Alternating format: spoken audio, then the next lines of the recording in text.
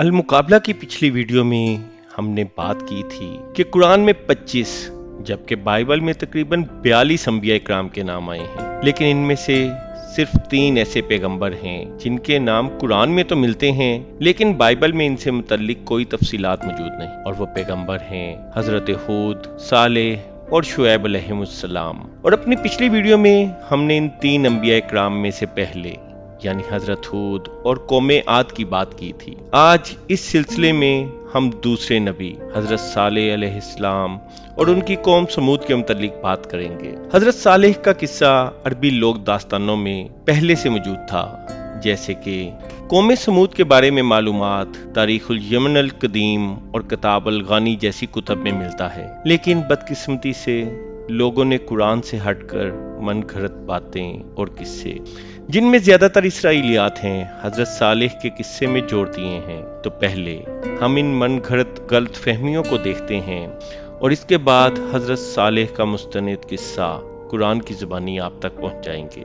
لیکن اس سے پہلے کہ ہم حضرت صالح اور قوم سمود کے مستند قصے کی طرف بڑھیں، یہ سمجھنا ضروری ہے کہ اسرائیلیات کیا ہیں۔ اسرائیلیات سے مراد وہ روایات اور قصے ہیں جو یہودیوں اور عیسائیوں کی مذہبی کتابوں یعنی بائبل، تلمود وغیرہ سے یا ان کے علماء سے مسلمانوں تک پہنچے، اور بعض اوقات یہ روایتیں بائبل تک نہیں پہنچتی بلکہ ان علماء کی زبانی ہی رہ جاتی ہیں۔ ان میں سے کچھ صحیح ہو سکتی ہیں، کچھ غلط، اور کچھ ایسی جن کی نہ تصدیق کی جا سکتی ہے اور نہ تردید۔ حضرت صالح کے قصے میں جوڑ دی گئی بہت سی تفصیلات اسی اسرائیلیات کے زمرے میں آتی ہیں جن کا کوئی ٹھوس قرآنی یا حدیثی ثبوت نہیں ملتا۔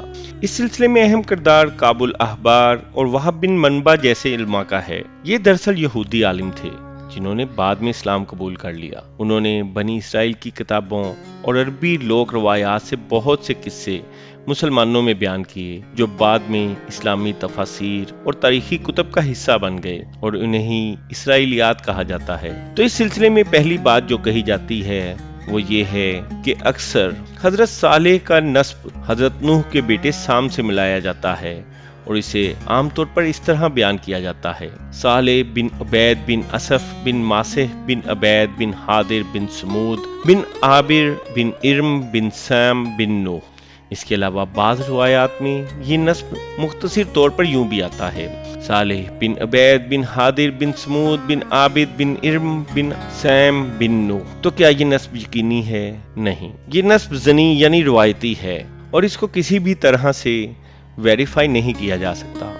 اس کے علاوہ کچھ اور روایات میں حضرت صالح کی قوم کو عاد کے بچے ہوئے لوگوں پر مشتمل بتایا گیا ہے، یعنی وہ لوگ جو عاد پر عذاب کے وقت حضرت ہود پر ایمان لائے اور اللہ کے عذاب سے بچ گئے، وہی قوم سمود کی بنیاد بنے۔ اصل میں اس غلط فہمی کی بڑی وجہ یہ ہے کہ دونوں قومیں انتہائی طاقتور تھیں۔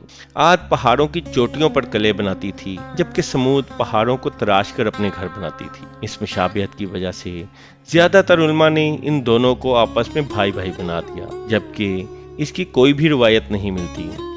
یہ روایات امام طبری جیسے مورخین نے اپنی کتب میں درج کی ہیں، جو زیادہ تر کعب الاحبار اور وہب بن منبع جیسے یہودی الاصل علماء سے نقل کی گئی ہیں۔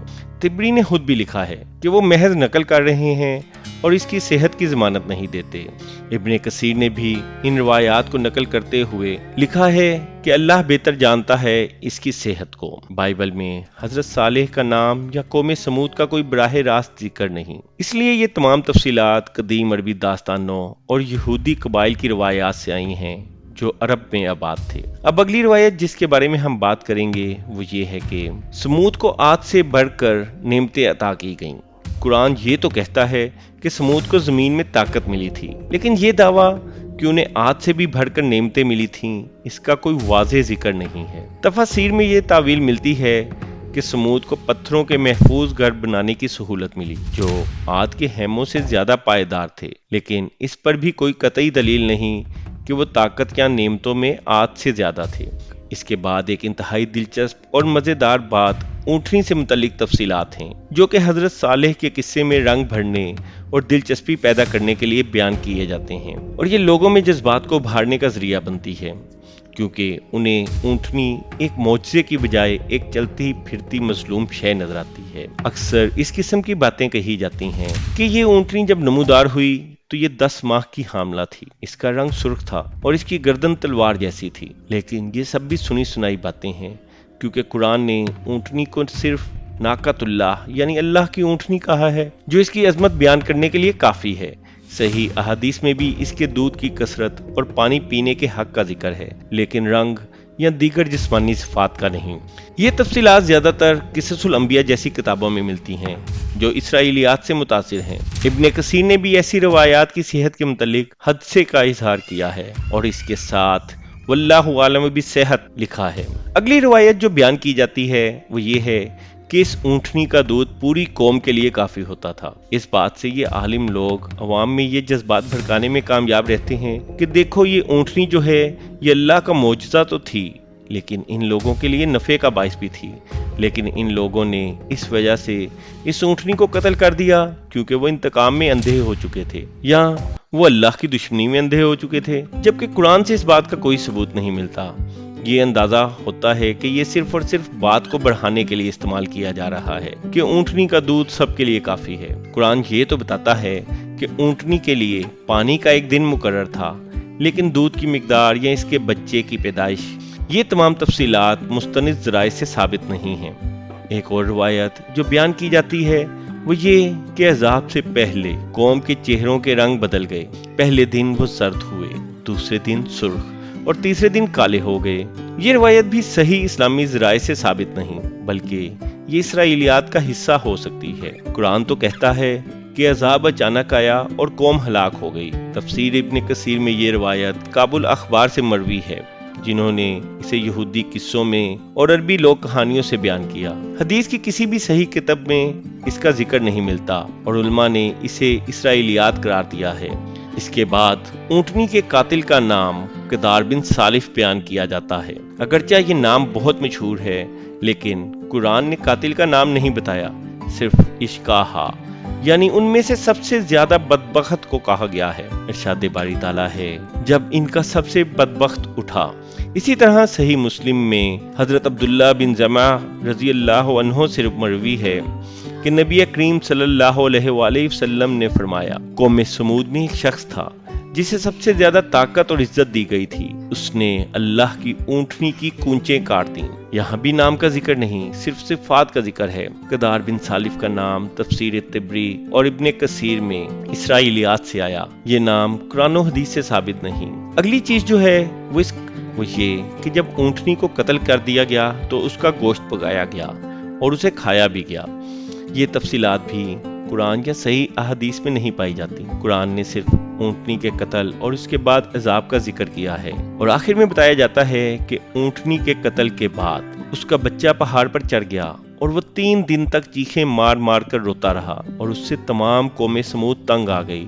लेकिन ऊँटनी के बच्चे के पहाड़ पर चढ़कर 3 दिन तक रोने और फिर उसकी चीखों से तंग आकर उसे भी मार डालने की जितनी भी तफसीलात हैं, ये तमाम बातें अवाम के जज्बात को भड़काने के लिए इस्तेमाल की जाती हैं।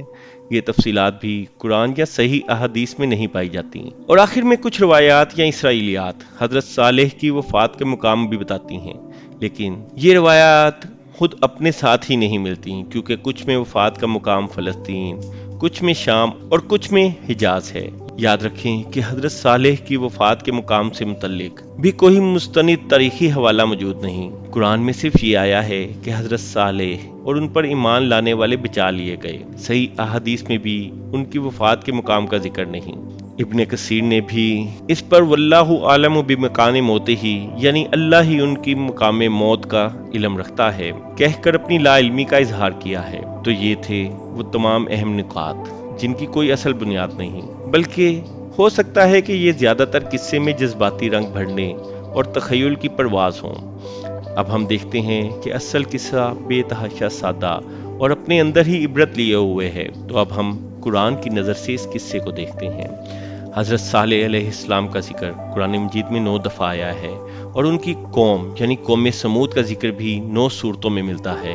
इन सूरतों में सूरतुल आराफ, सूरह हूद, सूरह शोरा, सूरह नमल, سورہ فصلت، سورہ قمر، سورہ شمس، سورہ نجم اور سورہ حاقہ شامل ہیں۔ حضرت صالح علیہ السلام کو اللہ تعالیٰ نے قوم سمود کی طرف مبعوث فرمایا۔ یہ قوم عاد کے بعد آئی تھی اور ان کے آباد ہونے کا علاقہ آج کے سعودی عرب میں مدینہ منورہ اور تبوک کے درمیان الحجر کے نام سے جانا جاتا ہے، جسے اب مدائن صالح بھی کہتے ہیں۔ یہ قوم اس علاقے میں رہتی تھی جو شام و مدینہ کے درمیان واقع ہے۔ اللہ نے انہیں زمین میں ایسی طاقت دی تھی کہ وہ پہاڑوں کو تراش کر گھر بناتے تھے، اور یہ ان کی خاص عادت اور ہنر تھا۔ ان کے پاس پانی کے چشمے، کھیت اور ہرے بھرے باغات تھے جو اللہ کی نعمتیں تھیں۔ اللہ نے انہیں بے شمار نعمتوں سے نوازا تھا جو ان کے لیے ایک آزمائش تھی۔ لیکن قوم عاد کی طرح سمود بھی اپنی اس طاقت، دولت اور خوشحالی کے نشے میں گم ہو گئے تھے۔ ان کی خاص گمراہی یہ تھی کہ وہ اللہ کی نعمتوں کا شکر ادا کرنے کی بجائے دوبارہ شرک میں پڑ گئے اور اپنی سرکشی اور نافرمانی میں حد سے بڑھ گئے۔ ابلیس نے انہیں ورگلایا اور وہ اپنی طاقت پر غرور کرنے لگے، اور یہ غرور ہی ان کی ہلاکت کا پیش خیمہ بنا۔ جب قوم سمود کی گمراہی اور سرکشی حد سے بڑھ گئی تو اللہ نے ان میں سے ہی حضرت صالح علیہ السلام کو نبوت کا شرف عطا فرمایا۔ انہوں نے اپنی قوم کو اللہ کی عبادت کی دعوت دی، اللہ کی وحدانیت کا پیغام دیا اور انہیں بت پرستی اور فساد سے باز رہنے کی تلقین کی۔ انہوں نے قوم کو یہ بھی یاد دلایا کہ اللہ کی نعمتوں کا غلط استعمال انہیں بھی تباہی کی طرف لے جا سکتا ہے۔ قرآن مجید کی سورہ ہود میں حضرت صالح علیہ السلام کا اپنی قوم سے خطاب اس طرح بیان ہوا ہے: اور قوم سمود کی طرف ان کے بھائی صالح کو بھیجا۔ اس نے کہا، اے میری قوم، اللہ کی عبادت کرو، اس کے سوا تمہارا کوئی معبود نہیں۔ اس نے تمہیں زمین سے پیدا کیا اور اس میں آباد کیا، تو اس سے معافی مانگو اور اس کی طرف رجوع کرو۔ بے شک میرا رب بہت قریب ہے، دعاؤں کو قبول کرنے والا ہے۔ لیکن قوم سمود نے حضرت صالح علیہ السلام کی بات سننے سے انکار کر دیا اور وہی پرانی دلیلیں دینے لگے کہ ہم ایک انسان کی پیروی کیسے کر سکتے ہیں جو ہم ہی میں سے ہے۔ قوم کا کہنا تھا، تم سے تو ہم اچھی امید رکھتے تھے، لیکن اب تم نے ہمیں اپنے آباء و اجداد کے دین سے ہٹانے کی بات شروع کر دی۔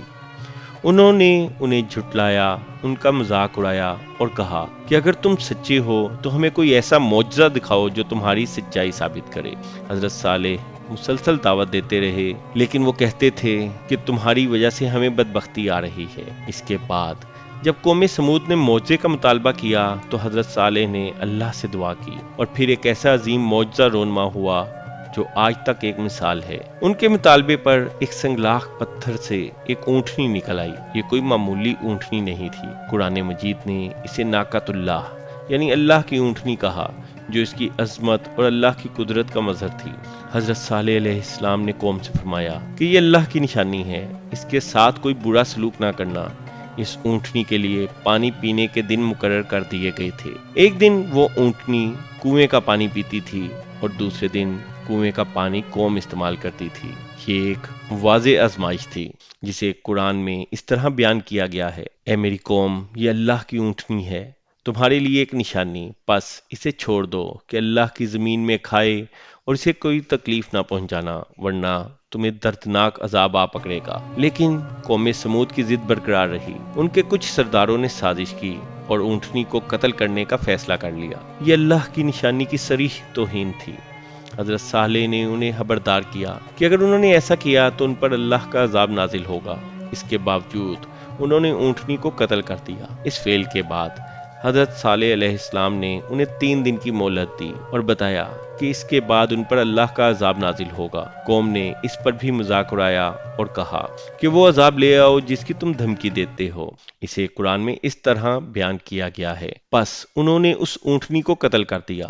تو صالح نے کہا، اب تم 3 دن تک اپنے گھروں میں فائدہ اٹھا لو، یہ وعدہ جھوٹا نہیں ہے۔ 3 دن بعد قوم سمود پر اللہ کا عذاب آیا۔ یہ عذاب ایک سخت چیخ اور زلزلے یعنی صاعقہ یا رجفہ کی شکل میں آیا، جس نے ان کے دل دہلا دیے۔ آسمان سے شدید آواز اور زمین کے لرزنے نے انہیں اپنے گھروں میں اوندے منہ گرا دیا، اور وہ سب کے سب ہلاک ہو گئے۔ ان کی شان و شوکت، ان کی مضبوط عمارتیں اور ان کی طاقت، کچھ بھی انہیں اللہ کے عذاب سے بچا نہ سکا۔ نبی کریم صلی اللہ علیہ وآلہ وسلم نے مدائن صالح جاتے وقت صحابہ اکرام کو وہاں ٹھہرنے سے منع فرمایا اور یہ بھی فرمایا کہ جو قوم نشان مانگ کر بھی نہ مانے ان پر عذاب لازم ہو جاتا ہے۔ اس سے قرآن مجید میں اس طرح بیان کیا گیا ہے، تو انہیں زلزلے یعنی سخت چیخنے پکڑ لیا اور وہ صبح کو اپنے گھروں میں اوندھے پڑے رہ گئے، اور ظالموں کو سخت چیخنے پکڑ لیا تو وہ اپنے گھروں میں اوندھے پڑے رہ گئے، گویا وہ کبھی وہاں بسے ہی نہ تھے۔ اللہ تعالیٰ نے اس عذاب سے حضرت صالح علیہ السلام اور ان پر ایمان لانے والے تھوڑے سے لوگوں کو بچا لیا، اور حضرت صالح نے اپنی بستی سے ہجرت فرمائی۔ قوم سمود ہمیشہ ہمیشہ کے لیے تباہ ہو گئی۔ آج بھی مدائن صالح میں اس قوم کے کھنڈرات موجود ہیں جو ان کے ہولناک انجام کی گواہی دیتے ہیں۔ ہمیں امید ہے کہ المقابلہ کی یہ پیشکش آپ کے لیے معلوماتی اور سبق آموز ثابت ہوئی ہوگی۔ ایسی مزید تاریخی اور معلوماتی ویڈیوز کے لیے ہمارے چینل المقابلہ کو سبسکرائب کرنا نہ بھولیں۔